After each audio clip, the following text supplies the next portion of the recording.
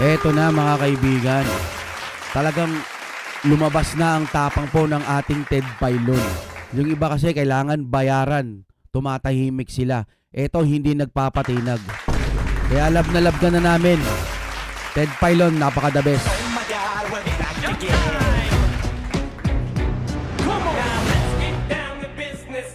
Alright mga kaibigan, ang ating gagawa ng reaction video ngayon ay galing sa ating Kabayan News PH. Matagal na po natin yan na pinanonooran, no? Ito, Ted Filon, ginulat si PBBM at Romualdez sa kanyang pagbabalik. Grabe, PhilHealth may nabunyag. Ito na ngayon sinasabi ko. Marami nang sinasabi si Ted Filon, pero yung mga iba nagpipikit-pikit lang, no? Kahit yung mga taga-kabila, pinagtatanggol pa rin po nila itong mga taga-kabila. Kahit pinapakitaan na sila ng isang damakmak na mga ebidensya, kampi pa rin sila sa kabila. Isa lang ang ibig sabihin nun, kapag sarado ang utak nila at lalo'y matatalino sila, bayad sila. Base lang yan sa opinion ko. Kasi ikaw, kapag ka malaya ka, kakampi ka sa tama. Diba mga kapatid? Ang ating Kabayan News PH nasa description yan, pero kung trip nyo, panoorin natin ito ng sabay-sabay. Bakit po wala hong nagbabanggit sa laman ng COA report na pinag-usapan namin mismo ni Ma'am Heidi Mendoza, ni Shelo Magno, ni Ma'am Pedito, na ito po ito ay hindi nagsisinungaling. Di ba tanggapin natin ang katotohanan, there's pure mismanagement. And misinformation dito po sa PhilHealth na ito. Magpakatotoo po tayo. Ako lang po nagtataka kung bakit pati ang ating Pangulo parang hindi ito nalalaman. Actually, siguro alam. Base sa opinion ko, ayaw lang niyan tignan. At saka hindi nakokontrol siguro to, itong presidente natin. Kaya ako man, base sa aking opinion at pananaw, weak ho talaga para sa akin, Kasi akala ko nung una talaga matapang, ginaganyan na yung PhilHealth, parang wala lang. Wala lang. Bahala kayo dyan. Diba? Mga kabayan, trending at mainit na pinag-uusapan ngayon sa mundo ng social media, ang kilala at batikang broadcaster na si Ted Filon. Matatandaan na nawala si Filon ng ilang araw sa kanyang programa kung saan ay kumalat ang iba't ibang issue sa social media. At mga vloggers na di umano ay pinatahimik na ang nasabing broadcaster. Para po sa kaalaman ng lahat, si Ted Filon ang tila nag-iisa na lamang na matapang at lumalaban o tumutuligsa sa mga maling pamamalakad ng gobyerno ni Pangulong Bongbong Marcos Jr. Kasi ang iniisip ng iba kapag may nagsasalita ng katotohanan, tinitira na nila. Binabanatan mo lang si BBBM kasi hindi ka labigyan Ganon paano kung tinanggihan niya yung ibibigay o yung binigay? Mas gusto niya doon sa katotohanan, may magagawa ka ba? Diba? Gusto lang ni Ted Filon na magsabi ng katotohanan para magising ang sambayan ng Pilipino. Parang siya na lang ang isa-isang mainstream, Mainstream. Bagay, meron namang iba kasi hindi masyadong sikat. Pero ito, Ted Filon na to Hindi nababayaran, di ba? Nagsasabi ng totoo. Okay, tuloy tayo. Tignan natin Alam nyo kung taga-kabila kayo, tas papakinggan nyo to. Imposible naman hindi nyo maintindihan. Ang tataba ng mga utak nyo noon Ang tataba ng utak nyo noon, ang titindi nyo mga magpaliwanag, pero ngayon puro ampaw na. Tinutukoy ko yung mga tagapagtanggol ng kabila Kapag may napanood kang katotohanan, tignan mo, busisain mo. Hindi yung tahimik ka, di ba? Ted Filon to, mga kapatid, the best. Tuloy-tuloy na natin At mga alipores nito, kasama na ang kanyang pinsan na si House Speaker Martin Romualdez Jr. Palike po, palike. Namiss niyo ako? Namiss ka namin. Miss ka nila kaya masayang-masaya sila. Ikaw talaga. Ay naku, namiss ka naming lahat. As in, lahat ng mga comment section dito ang sinasabi nila, nasan si Manong Ted? Ibalik si Manong Ted. Oo, meron pa akong ang dami nagpasa sa akin ng mga link na ano mo ba, Direct Grace. Ted Filon, pinatahimik na. Pinatahimik na. Meron pang isa, Ted Ikaw kasi, Filon, nagurgur na ba? May ganun pa. Yung tanong nila dito. Oo. Ted Filon. Ted Filon, may death threat. Ted Filon, pinatanggal na. May ganyan. Marami. Dami. Sobra. Opo. First day pa lang yun, first day. Ito pa ang pinaka-exciting nung napanood ko. Sa muling pagbabalik ni Ted Pailon sa kanyang programa kasama si DJ Chacha, meron siyang ibinunyag sa publiko. Uy. At ito ay may kaugnayan sa controversial at issue na pinag-uusapan ngayon, Uy. kaugnay naman sa PhilHealth, kung saan ay itinanggalan ng budget ng gobyerno ni PBBM ang naturang ahensya. Tinanong lang niya kung totoo daw ba yung mga nandun sa YouTube. Sabi ko, ano nga pinagpapanood mo kasi? Ba't ganun? Ba't ganun sila? Eh, importante ka sa buhay nila. Wow. Maganda kang content. Ikaw na lang kasi ang alam mo yun, bukod sa maganda kang content, ikaw na lang kasi yung natitira, no? Siyempre kasama mo si DJ Chacha, kayo na lang kasi yung natitira sa mga alam Mainstream. namin na, siyempre, yung mga kasamahan ninyo na nagsasalita. Yung iba kasing mga kasamahan ninyo, abay, hindi nagsasalita. Tahimik na. Wala na. Sa lahat po ng mga kababayan natin, mamaya po meron tayong hindi kagandahang balita na naman about PhilHealth. Sorry ha, pero we really have to, reveal this information dahil ito po yung napaka-importanting bagay sa isyong ito. Ikaw at ako, tayong lahat may pakialam. Sa pinakahuling vlog ni Ted Pailon kasama si DJ Chacha, binanatan niya ang ilang mga congressman pati na si Pangulong Bongbong Marcos Jr. Kaugnay naman sa issue ng PhilHealth kung saan ay natuklasan nila na pinagmumulta ito ng bilyon-bilyong piso. Ano nga ba ang tunay at totoong issue kaugnay dito? Pakinggan natin ang naging pahayag ni Manong Ted Pailon. Ito matindi. Hawak ho namin dito ang desisyon, mga kapatid, mismo na pinirmahan ng mga commissioners po ng National Privacy Commission at dito mga kapatid, pinagmumulta ang PhilHealth. Alam niyo kung magkanong laki ng halaga? Pinagmumulta ang PhilHealth ng halagang mumulta po sa PhilHealth. Bakit po ba tayo nakatutok po sa isyong ito mga kapatid?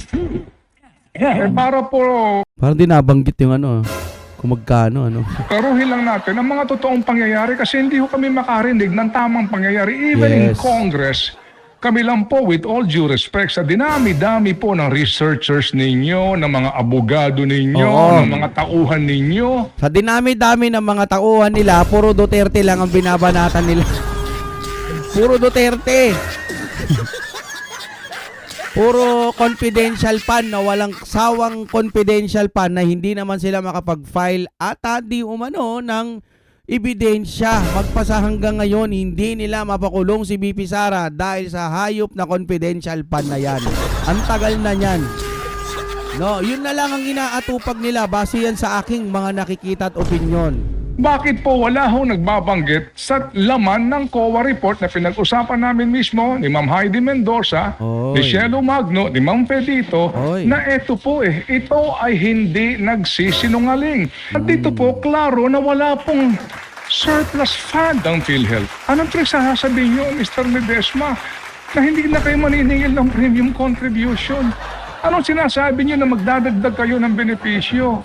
Anong sinasabi niyo na Magdadagdag ng benepisyo, binawasan, tinapyasan nga yung PhilHealth, di ba, no? okay na magbigay ka ng 89.9 billion sa National Treasury kasi sobra-sobra ang pera ninyo? Ano yun? Grabe. Pinaasa niyo po kami. Si Ma'am Pe sinasabi, paano pag nag-collapse ito? Ano ang masasabi mo dito kabayan? Sama-sama natin panuorin ang buong video at pakicomment niyo po ang inyong mga reaksyon at sariling opinion. Yes. Pero bago yan, sa mga hindi pa po nakasubscribe sa ating Kabayan channel, News PH. na Kabayan News PH, pakipindot po ang subscribe button at pakiclick na rin ang notification bell para lagi kayong updated sa mga bagong upload natin legit at napapanahong balita. Maraming Maraming pong salamat po. salamat. Budget. Budget. Right, budget po ang pag-uusapan din natin mamaya kasi po ang sinasabi ho ng Malacanang thorough daw po, no? Thorough pag-aaral ng ating presidente. Massive na, tumala naman. May ganon? Bago pirmahan, talagang binusisi ng maigi. Bukas daw ang pirmahan? Oh, Asan December din? 30, Monday. Monday. Isasabay sa Rizaldi. Oh. Okay, so nangangahulugan na wala nang saysay. Yung pinagdaanan natin ng budget deliberations. At saka yung sinasabing BICAM na yan, na photo op lang pala, di ba? Picture-picture lang. Nagpulong sila doon. Saan? Sa Manila Hotel. Basta pa kayo na Wow! Manila Hotel! Magkano po ang entrance? Hindi, magkano per night doon? Ang dami nila. Ang saya. Pera ata ng bayan yun. Anak ng teteng naman. Tapos wala rin palang nangyari sa meeting. OMG! Bulok talaga. Tuloy tayo. No? laki-laki. Hindi ba? I mean, ako, aga-aga nito. So, babalik ko na. Miss namin I sa'yo am so back. At nang lumabas po yung version ng end of the day, budget. Ano Uy. pang saysay, mga Parang inuusog-usog. kapatid? Ng Bicam. Ng mga gastos pa tayo ng gas. At the end of the day, yung small committee na yan, practically po, hindi pala kasama mismo yung finance committee chairman ng Senado. Ha? I mean, ay sa ating mga mukhang iba. Di ba? Mukhang may mga nagdesisyon lamang dito. At nang lumabas po yung version ng small Bicam. committee ng Bicam na yan, kahindik-hindik. At hindi pa ho sila kikilos nga kung hindi po nag-ingay dito ang marami. Yes. Kung hindi po sinabihan sila na Kaya itong pinaka-corrupt na budget sa kasaysayan ng Pilipinas. Kaya ko rin nagtataka naman din, bakit yung mga Teka. Mabigat yun Mabigat yun. Pinaka-corrupt. Ito ba'y tinutukoy ngayong administrasyon? No? Ito nga yun sigurado. No? Pinaka-corrupt sa buong kasaysayan ng Pilipinas. OMG! Ayon kay Sir Ted Pailon, sa tagal na nitong nagbabalita, ngayon lang siya nakakita ng ganitong administrasyon na binubuaya talaga. Oh shit. Oh shit, man. Grabe ang administrasyon natin ngayon. Tapos, kinakampihan pa nung taga-kabila. Ay, grabe mga utak nila, mamen. Sige. Sige, banat pa ng banat sa mga Duterte. Ay, nako. Tuloy tayo ha. Sige, tingnan natin yung PhilHealth na yan. corruption advocates dyan sa ating pong mga... Parang tahimik sila, di ba? Tahimik. Walang say. Well,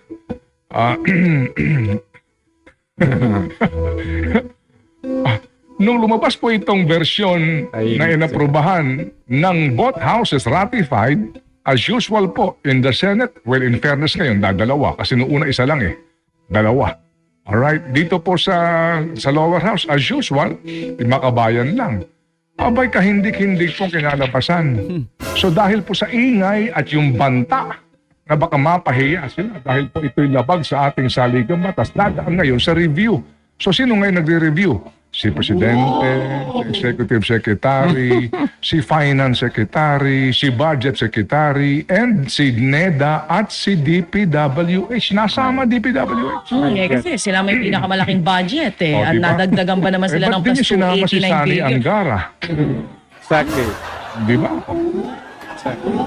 So nangangahulugan, opo, dumaan kayo sa pagkahaba-habang budget hearing, pagkalaki-laki ng istorbo sa trabaho ng mga taong gobyerno, pagkalaki-laking gastos, at the end of the day, sila din ang magre-review. Exactly. At ngayon daw po, ano yun? Hihimay-himayin nila. Ano yun? How do you amend, alright, a ratified budget? So, through line veto. Pag isa-isa. Baka at the end of the day, magkaroon na naman dito ng ilang pahong constitutional issue. Kasi sinasabi ho ng iba, ang mga panukala ng iba, ibalik sa amin, ayusin namin. And we will ratify again. Ayaw naman ng Pangulo ng Ayaw gano'n. naman daw po kasi hindi daw yun yung proseso. Hindi daw ganoon Well, yun. anyway, Kasi ratified nandiyan naman na sa nga. kanyang opisina yung dating Supreme Court Chief Justice, maalam sa batas, hintayin natin. But basically po mga kapatid, dito po sa isyong ito, kaya po nangyayari ito kasi hindi ho tayo nakikialam. Mabuti po na lamang at may mga tao, and we have to give credit sa mga tulad po ng Cielo Magno, no? At ilang pahong mga cause-oriented persons na concerned sa budget na ito. Alam nyo, iniisip ko, no, sana pag makabalik po ang ating Pangulong Duterte, BP Sara, o kahit sino man sa Duterte, itong mga buaya, hanggat maaari dapat mapalaya sa Pilipinas, o mapakulong. Kasi pag mapakulong mo naman, pagkatapos ng termino ng Duterte, kung mauwi na naman sa hindi magandang mamumuno, makakalaya din. Para sa akin, masama man pakinggan yung mga korap at nagnanakaw ng bilyon, trilyon sa Pilipinas. Sila ang nagpapahirap sa Pilipinas. Pag napatunayan talaga na sila'y may kasalanan, sunugin na lang po. Hindi, yun lang talaga eh. Kasi, para pag nakita ng mga iba na may nasusunog na buaya, hindi na sila mangangarap maging buaya. Oh my God, we're back again.